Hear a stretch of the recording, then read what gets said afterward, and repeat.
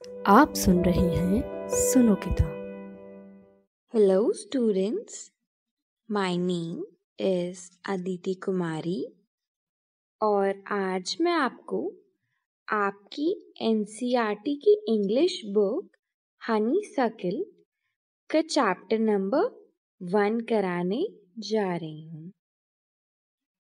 तो आपके क्लास 6 का चैप्टर 1 जो है उसका नाम है who did पैट्रिक्स homework.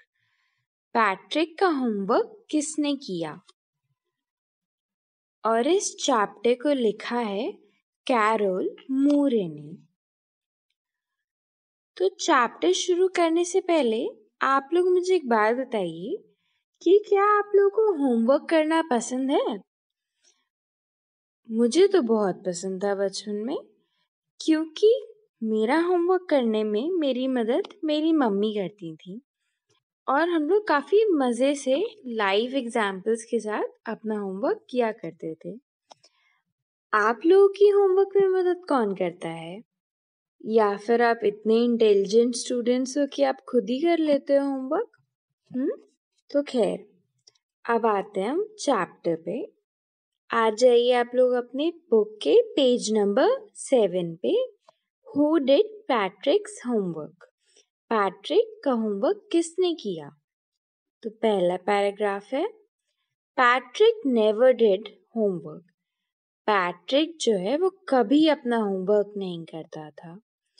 Too boring he said, बहुत बोरिंग है, बहुत उबाऊ है, ऐसा वो अपने होमवर्क के लिए कहता था। He played hockey and basketball and Nintendo instead, और होमवर्क करने के बजाय वो हॉकी खेला करता था या फिर बास्केटबॉल खेला करता था या फिर नाइंटेंडो, एक वीडियो गेम का नाम है, वो खेला करता था। कुछ भी खेलता था लेकिन होमवर्क नहीं करता था। His teachers told him, Patrick, do your homework or you won't learn a thing. उसकी जो टीचर्स थे वो उसे हमेशा डांटते थे, हमेशा बोलते थे, पैट्रिक अपना होमवर्क करो वरना तुम्हें कुछ समझ नहीं आएगा, कुछ याद नहीं होगा। And it's true, sometimes he did feel like an ignoramus. और ये बात सच है, कभी कभी उसे खुद को भी लगता था कि वो एक इग्नोरामस है। इग्नोरामस एक ऐसे इंसान को कहते हैं जो कि हर चीज़ इग्नोर करे, हर चीज़ टाल दे और इस वजह से एजुकेशन अच्छे से ना ले पाए, चीज़ों को अच्छे से समझ ना पाए। तो पैट्रिक भी एक इसी किस्म का इंसान था। But what could he do? He hated homework. पर वो करता भी क्या? उसे होमवर्क से नफरत थी। अब आते हैं सेकेंड पैराग्राफ पे, पेज नंबर 7 के। Then one day he found his cat playing with a little doll and he grabbed it away. फिर एक दिन उसने देखा कि उसकी बिल्ली एक छोटी सी गुड़िया के साथ खेल रही थी और उसने जैसे ही वो देखा, उसने वो जो डॉल थी वो उस बिल्ली से छीन ली। To his surprise, it wasn't a doll at all, but a man of the tiniest size. पर फिर जब उसने ध्यान से देखा तो वो हैरान ही रह गया। क्यों हैरान हो गया? क्योंकि उसने देखा कि वो दरअसल कोई डॉल नहीं थी, बल्कि वो एक असली आदमी था जो कि बहुत बहुत बहुत छोटा था, जिस वजह से पैट्रिक को ऐसा लगा कि वो एक डॉल है। He had a little wool shirt with old-fashioned breeches and a high tall hat much like a witch. और उस छोटे से आदमी का पहनावा कैसा था? उसने एक वूल की यानी ऊन की शर्ट पहन रखी थी और एक बहुत ही पुराने ज़माने के फैशन वाली उसने ब्रीचेस पहन रखे थे, यानी ट्राउजर्स। नीचे के जो पैंट्स थे वो भी बहुत ओल्ड फैशन, बहुत ही पुराने ज़माने के लग रहे थे। और उसके ऊपर से उसने एक टोपी भी पहन रखी थी, बहुत ही लंबी टोपी, जैसे कि मानो किसी विच की टोपी हो, किसी चुड़ैल की टोपी हो। He yelled, "Save me! Don't give me back to the cat. I'll grant you a wish. I promise you that." फिर उस छोटे से आदमी ने चिल्लाया, "मुझे बचाओ! मुझे उस बिल्ली को वापस मत देना। मैं तुम्हारी कोई भी इच्छा पूरी कर दूंगा। मैं तुम्हें ये वादा करता हूँ।" अब आते हैं थर्ड पैराग्राफ पे, पेज नंबर 8 के। Patrick couldn't believe how lucky he was.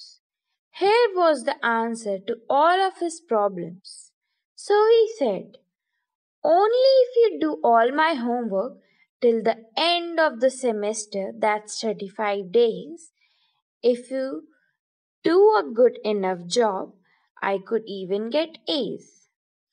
अब ये बात सुन के पैट्रिक जो है वो तुरंत अपनी डिमांड रख देता है कि वो क्या चाहता है, कौन सी विश चाहता है। और जाहिर सी बात है उसकी विश क्या थी? उसकी विश यही थी कि कोई उसका होमवर्क कर दे। और पैट्रिक को बिलीव ही नहीं हो रहा था, उसको यकीन नहीं हो रहा था कि वो इतना लकी, इतना किस्मत वाला कैसे हो गया। और उसने तुरंत उस छोटे से इंसान से अपनी ये विश मांग ली कि मेरे पूरे इस सेमेस्टर तक, जो कि 35 डेज का है, उसमें तुम सारे दिन का होमवर्क मेरा कर दो, और अगर तुमने बहुत अच्छा काम किया तो हो सकता है कि मुझे A ग्रेड भी मिल जाए। फिर अब फोर्थ पैराग्राफ पे आते हैं। The little man's face wrinkled like a dishcloth thrown in the hamper. अब ये सुन के वो जो छोटा इंसान था उसके चेहरे पे रिंकल्स आ गई, मतलब निराशा छा गई उसके चेहरे पे, जैसे कि एक डिश क्लॉथ यानी एक बर्तन धोने वाले कपड़े को जब हम हैम्पर में फेंक देते हैं, किसी बास्केट में डाल देते हैं, तो उसमें जिस तरह से रिंकल्स आ जाती हैं, उसी तरह से उस छोटे से इंसान के चेहरे पे भी आ गए रिंकल्स, जो कि उसकी निराशा दिखा रही थी। मतलब कि उसे ये आइडिया, ये विश पैट्रिक की अच्छी नहीं लगी। He kicked his legs and doubled his fists, and he grimaced and scowled and pursed his lips. "Oh, am I cursed? But I'll do this." फिर उसने अपनी निराशा दिखाने के लिए थोड़े हाथ पैर मारे और अपने फिस्ट यानी कि मुट्ठी को बहुत जोर से कस लिया, और उसके बाद अपने लिप्स को पर्स करते हुए, यानी पर्स मतलब पाउट करते हुए, जैसे हम गुस्से में नहीं कर लेते, मुंह फुला लेते, उस तरह से उसने करते हुए कहा, "ओह, एम आई कर्स्ड? क्या मुझे श्राप मिला है? But I will do it." लेकिन मैं फिर भी ये करूँगा।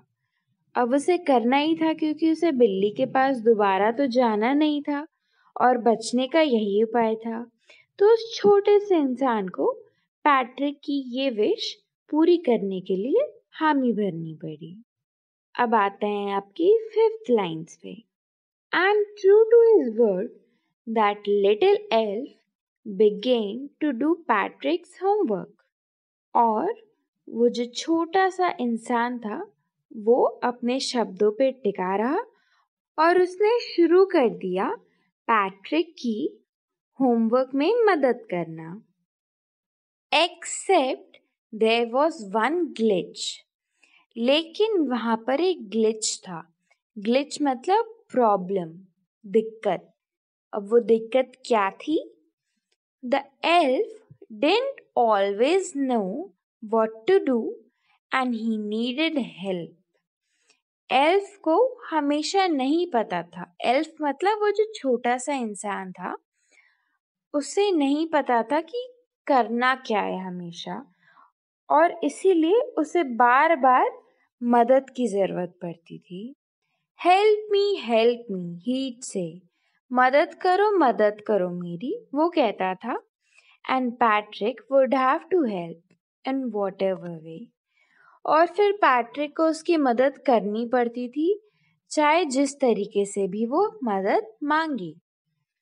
I don't know this word, the elf squeaked while reading Patrick's homework. मुझे इस शब्द का मतलब नहीं पता। Elf squeaked मतलब elf चिल्लाया, एक बहुत ही हल्की पिच की आवाज में बहुत जोर से वो बोला जब वो पैट्रिक का होमवर्क पढ़ रहा था। Get me a dictionary. No, what's even better, look up the word and sound it out by each letter. फिर वो छोटा सा इंसान पैट्रिक को बोलता है कि मुझे एक डिक्शनरी लाके दो, और उसके बाद फिर वो कहता है कि नहीं, इससे भी अच्छा होगा कि तुम खुद ही उस शब्द का मतलब ढूंढो और मुझे लेटर बाय लेटर उसका अर्थ, उसका मतलब बताओ। अब आते हैं 6th लाइन पे। When it came to maths, Patrick was out of luck. What a times table! That elf shrieked. अब जब मैथ्स की बात आती थी तो पैट्रिक के पास तो मानो कोई किस्मत ही नहीं थी, क्योंकि उस एल्फ को कुछ भी नहीं आता था, उस छोटे से इंसान को कुछ नहीं पता था। What a times table! Times table क्या होती है? The elf shrieked. वो एल्फ फिर से चिल्लाता। We elves never need that. हम elves को तो इसकी जरूरत ही नहीं पड़ती है। And addition and subtraction and division and fractions, और addition और subtraction और ये division और fraction, here sit down beside me, you simply must guide me. आओ मेरे पास बैठो मेरे बगल में और मुझे समझाओ कि होते क्या हैं। Elves know nothing of human history. To them, it's a mystery. Elves को, यानी वो जो छोटे लोग हैं, उन्हें कुछ नहीं पता होता ह्यूमन हिस्ट्री के बारे में, मानव के इतिहास के बारे में। To them, it's a mystery. और उनके लिए ये बिल्कुल मिस्ट्री है, ये रहस्य है। So the little elf, already a shouter, just got louder. और इस वजह से वो जो छोटा सा एल्फ था, जो कि ऑलरेडी बहुत चिल्ला रहा था, वो और तेज चिल्लाने लगा। Go to the library. I need books, more and more books, and you can help me read them too. जाओ लाइब्रेरी जाओ, मुझे किताबें चाहिए, ज्यादा से ज्यादा किताबें चाहिए। And you can help me read them too. और तुम भी मेरी मदद कर सकते हो उन्हें पढ़ने में। अब आते हैं 7th पैराग्राफ पे, पेज नंबर 10 के। As a matter of fact, every day in every way that little elf was a nag. और अब असली बात तो ये थी कि हर दिन हर समय वो जो छोटा सा एल्फ था, छोटा सा इंसान था, वो एक नैग था। नैग मतलब ट्रबल, एक मुसीबत जो हमेशा कंप्लेन करता रहे। Patrick was working harder than ever and was it a drag? Patrick जो है वो बहुत ज्यादा मेहनत कर रहा था, इतनी मेहनत उसने कभी नहीं करी थी। और क्या ये ड्रैग था? मतलब कुछ ऐसा जो कि अनइंटरेस्टिंग हो, बोरिंग हो, डल सा हो। He was staying up nights. वो रात में देर तक जगता था। Had never felt so weary. और उसे कभी इतना weary फील नहीं हुआ था, कभी इतना थका हुआ फील नहीं हुआ था। Was going to school with his eyes puffed and bleary. और स्कूल जाता था उसकी आंखें पूरी सूजी हुई, पूरी फूली हुई उस आंखों के साथ। अब आते हैं 8th लाइन पे। Finally, the last day of school arrived and the elf was free to go. और आखिरकार स्कूल का आखिरी दिन आ गया और वो जो एल्फ था अब वो फ्री था, वो आजाद था जाने के लिए। As for homework, there was no more, so he quietly and slyly slipped out the back door. और बात रही होमवर्क की, तो अब सारा होमवर्क हो चुका था, थोड़ा भी होमवर्क नहीं बचा था। So he quietly and slyly slipped out the back door. इसीलिए वो चुपके से बड़ी चालाकी से पीछे वाले दरवाजे से निकल गया। अब आते हैं 9th पैराग्राफ पे, पेज नंबर 10 के ही। Patrick got his A's. His classmates were amazed. His teacher smiled and were full of praise. Patrick को उसके सारे सब्जेक्ट्स में ए मिले और उसके जो क्लासमेट्स थे वो भी बहुत ज़्यादा अमेज हो चुके थे, बहुत सरप्राइज थे वो लोग। सारे उसके क्लासमेट्स बहुत खुश थे कि पैट्रिक को सारे सब्जेक्ट्स में ए मिले हैं। वो पैट्रिक जो कि कभी अपना होमवर्क नहीं करता था, उससे अपने सारे होमवर्क्स में ए मार्क्स आए हैं। His teachers smiled and were full of praise. और उसकी जो टीचर्स थी वो भी मुस्कुरा रही थी और प्रेज से भरी हुई थी, मतलब तारीफों के पुल बांधी जा रही थी। उनकी तारीफें मानो खत्म ही नहीं हो रही थी। एंड हिज पेरेंट्स, और पैट्रिक के पेरेंट्स की बात करें तो वो भी बहुत खुश थे। They wondered what had happened to Patrick, और वो सोच रहे थे कि आखिर पैट्रिक को हो क्या गया। वो तो कभी होमवर्क ही नहीं करता था, उसे तो होमवर्क से इतनी नफरत जो थी, लेकिन उसने अपने सारे होमवर्क्स किए, और ना तो सिर्फ उसने सारे होमवर्क्स किए बल्कि उसे अपने सारे होमवर्क्स में ए मार्क्स आए हैं। He was now the model kid, और इस वजह से पैट्रिक जो है अपने स्कूल का मॉडल किड बन चुका था। मॉडल किड मतलब सबसे मशहूर किड, जिसको देख के सभी लोग सराहना करते थे, सभी लोग सोचते थे कि हमें भी ऐसा ही बनना है, हमें भी इसी तरह से अपने सारे होमवर्क करने हैं और सारे ही होमवर्क्स में ए मार्क्स लाना है। और इसके साथ साथ सबको ये इंस्पिरेशन भी मिलती थी कि वो पैट्रिक जो कल तक कुछ नहीं करता था, आज देखो सब सब्जेक्ट में ए लेके बैठा है, तो अगर वो कर सकता है तो हम भी कर सकते हैं। Cleaned his room, did his chores, was cheerful, never rude, like he had developed a whole new attitude. अब पैट्रिक जो है अपने कमरे को साफ रखता था और घर के बाकी कामों में भी बहुत मदद करता था, बाकी चीजों में भी हमेशा हेल्प करता था, साफ सफाई रखने में भी मदद करता था।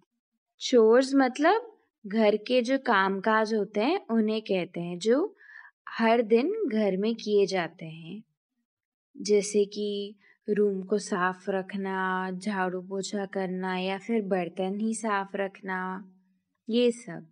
Was cheerful never rude, और पैट्रिक अब हमेशा चेयरफुल रहता था, हमेशा खुश रहता था, मस्त रहता था, ना कि रूड।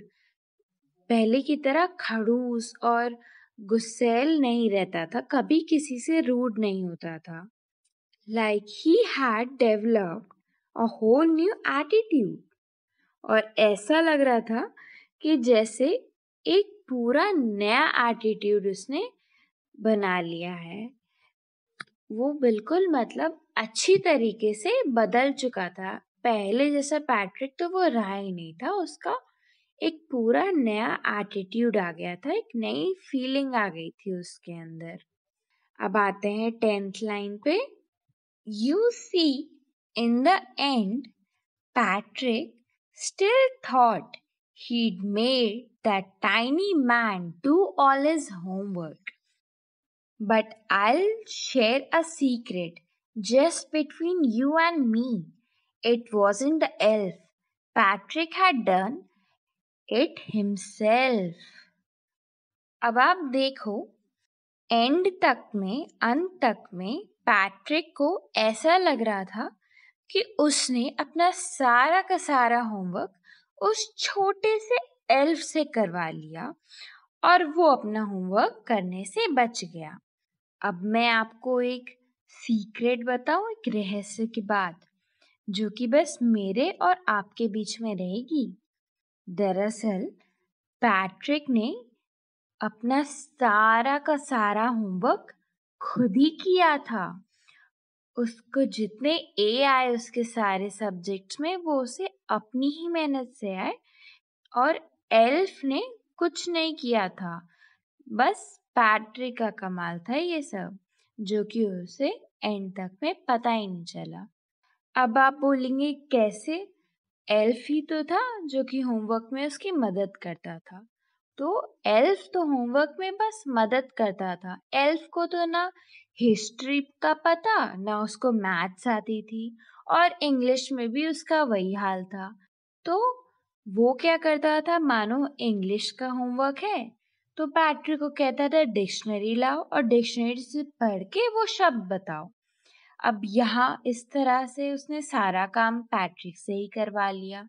हिस्ट्री की बात आई तो वो कह देता कि एल्स को तो ह्यूमन हिस्ट्री के बारे में कुछ पता ही नहीं है, मानव इतिहास के बारे में तो एल्स को जानते ही नहीं है, तो उसकी मदद भी तुम्हें ही करनी होगी, ये काम तुम्हें ही करना होगा। जाओ लाइब्रेरी से बहुत सारी किताबें लेके आओ, उन्हें पढ़ो और फिर इसे करो।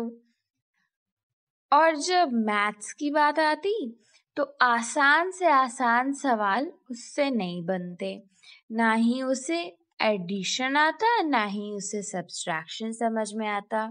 डिवीजन और मल्टीप्लिकेशन तो बहुत ही दूर की बात थी। इसके लिए भी वो पैट्रिक की मदद मांगता और पैट्रिक को वो खुद से ही करके उसे दिखाना पड़ता, समझाना पड़ता। तो इनडायरेक्टली कहीं ना कहीं वो सारा होमवर्क जो था वो पैट्रिक खुद ही करता था। बस एल्फ उसे ऑर्डर देता रहता था कि ये करो वो करो, और इसलिए पैट्रिक को पता भी नहीं चला और उसने सारा का सारा होमवर्क खुद ही कर दिया। तो देखा जाए तो एल्फ ने की ना बहुत समझदारी वाला काम, जिससे कि पैट्रिक ने होमवर्क करना शुरू भी कर दिया और उसे सारे सब्जेक्ट्स में ए भी आ गए, उसे चीज़ें समझ भी आ गई, और इसके साथ साथ उसके एटीट्यूड में भी चेंजेस आए। पैट्रिक अब पहले की तरह ना तो गुस्सा करता था, ना नाक चिढ़ा के रहता था, बल्कि सबसे प्यार से बात करता था। और इसके साथ साथ वो साफ सफाई भी रखता था। घर के बोरिंग कामों में, जैसे कि झाड़ू पोछा बर्तन, उसमें भी अब उसे इंटरेस्ट आने लग गया था और अब वो उसमें भी मदद करता था। बिल्कुल ही अच्छा बच्चा बन गया था। और इसी के साथ आपका ये चैप्टर हु डिड पैट्रिक्स होमवर्क खत्म होता है। तो ये जो आपका चैप्टर का नाम है हु डिड पैट्रिक्स होमवर्क, पैट्रिक का होमवर्क किसने किया, इसका जवाब तो आपको मिल ही गया होगा। पैट्रिक ने खुद ही अपना होमवर्क किया। और इस चैप्टर से हमें क्या लेसन मिलता है, क्या मॉरल मिलता है, क्या सीखा आप लोगों ने इस चैप्टर से? तो इस चैप्टर से हमें पता चलता है कि चाहे हमारा काम कितना भी मुश्किल क्यों ना हो, हमें कितनी दिक्कतें क्यों ना आ रही हो, या फिर हमें वो काम करना भले ही कितना नापसंद हो, एंड में हमें वो काम खुद ही करना पड़ता है और हम खुद ही हैं जो अपनी मदद कर सकते हैं। हो सकता है कि कोई छोटा सा नन्हा सा एल्फ आए और आपकी मदद करे, किस तरह से, आपको बताने में, आपको इनडायरेक्टली आपसे काम करवाने में, लेकिन एंड में देखा जाए तो अंत में वो काम आपको खुद ही करना होगा, भले ही वो आपका होमवर्क ही क्यों ना हो।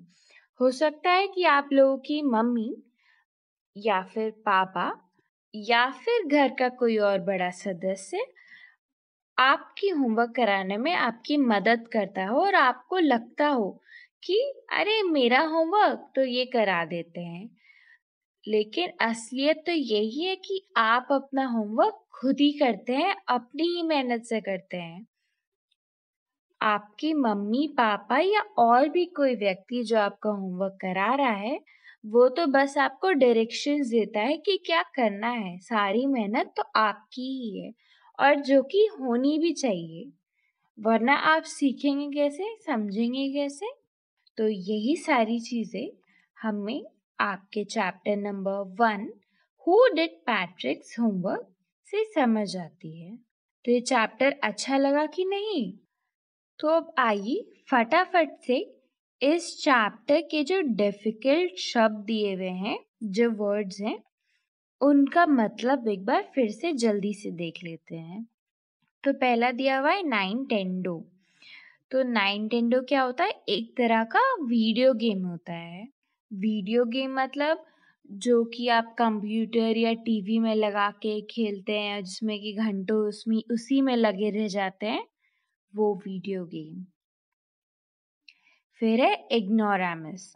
इग्नोरामस हम उस व्यक्ति को कहते हैं, उस पर्सन को कहते हैं जो कि हर काम को इग्नोर करे, हर काम को टालता रहे और इस वजह से उसकी एजुकेशन में भी दिक्कतें आए। उसके बाद है ब्रीचेस। तो ब्रीचेस क्या होती हैं? तो जो पुराने ज़माने में जो फैशन चलता था नीचे पैंट्स का, जिसमें कि पुराने ज़माने के ही डिज़ाइंस बने रहते थे, उन पैंट्स को ब्रीचेस कहते हैं। ओल्ड फैशन पैंट्स जो होती हैं। फिर है डिश क्लॉथ। तो वो कपड़ा जिससे कि हम बर्तन वगैरह साफ करते हैं या बर्तन पोंछते हैं। हैम्पर क्या होता है फिर?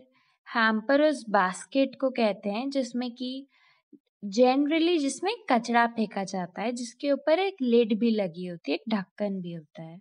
उसके बाद है ग्रीमेंस्ड। ग्रीमेंस्ड मतलब अपने एक्सप्रेशंस के जरिए अपने चेहरे से अपनी नाराजगी दिखाना या ये दिखाना कि जो बात है उस पे आप एग्री नहीं करते हैं, उस पे आप अपना डिसअप्रूवल देते हैं, या फिर हो सकता है कि अपना गुस्सा दिखाना। उसके बाद है ग्लिच। तो ग्लिच किसी प्रॉब्लम को कहते हैं, किसी दिक्कत को कहते हैं, या फिर कोई चीज जब अच्छे से काम नहीं कर रही होती है तो उसे भी ग्लिच कहते हैं। फिर है श्रीक। तो श्रीक होती है एक काफी छोटी लेकिन हाई पिच चिल्लाने की आवाज। उसके बाद है नैग। तो नैग हम उस व्यक्ति को कहते हैं जो कि हर वक्त कंप्लेन करता रहे, हर वक्त रोता रहे, कोई ना कोई चीज की डिमांड करता रहे। जैसे कि एक छोटा सा 2 महीने का बच्चा हर दम रोता रहता है, उसे हर समय कुछ ना कुछ चाहिए होता है। फिर है स्लाइली। स्लाइली मतलब बहुत ही चुपके से, बहुत ही चालाकी से, एकदम छुपते छुपाते, सबकी नजरों से बच के। फिर किड। किड तो हम छोटे बच्चे को कहते हैं, आप सब जो हैं वो सब किड ही हैं, छोटे छोटे बच्चे। उसके बाद है चोर्स। तो चोर्स हम उन काम को कहते हैं जो कि हो सकता है आपको बहुत बोरिंग लगते हो, लेकिन उन्हें करना चाहिए। वो छोटे मोटे घर के काम होते हैं, जैसे कि बर्तन धो देना या अपना कमरा साफ करके रखना या झाड़ू पोछा लगा देना। उन सब घर के कामों को चोर्स कहते हैं। फिर आता है एटीट्यूड। तो एटीट्यूड एक पर्सन के बिहेवियर को कहते हैं, किस तरह से वो चीज़ों को लेकर फील करता है, चीज़ों को लेकर रिएक्ट करता है, उसे एटीट्यूड बोलते हैं। तो हो सकता है किसी का एटीट्यूड बहुत अच्छा हो, किसी का एटीट्यूड बहुत बुरा हो। जैसे कि पैट्रिक का एटीट्यूड पहले अच्छा नहीं था, लेकिन जब से वो अपना होमवर्क करने लगा, उसे ए मार्क्स आने लग गए, उसके बाद से उसका एटीट्यूड काफी अच्छा हो गया। अब आ जाती हैं इस चैप्टर की एक्सरसाइजेस। तो इन एक्सरसाइजेस को हम अगली ऑडियो में करेंगे। आज के लिए इतना ही। आई होप आप लोग को समझ आया होगा अभी तक ये चैप्टर, और अब आप लोग भी पैट्रिक की तरह ही वो लोग जो होमवर्क नहीं करते हैं अपना होमवर्क मन लगा के करेंगे, क्योंकि होमवर्क करना बहुत ज़रूरी है और ए मार्क्स लाना भी ज़रूरी है, क्योंकि सब खुश होंगे, आपको भी अच्छा लगेगा, आप भी नई चीज़ें सीखेंगे, नई चीज़ें आपको समझ आएंगी। और इसी के साथ आपका चैप्टर खत्म होता है। इसकी जो एक्सरसाइजेज है वो हम अगली ऑडियो में करेंगे। Thank you. सुनो किताब से सुनने के लिए आपका धन्यवाद।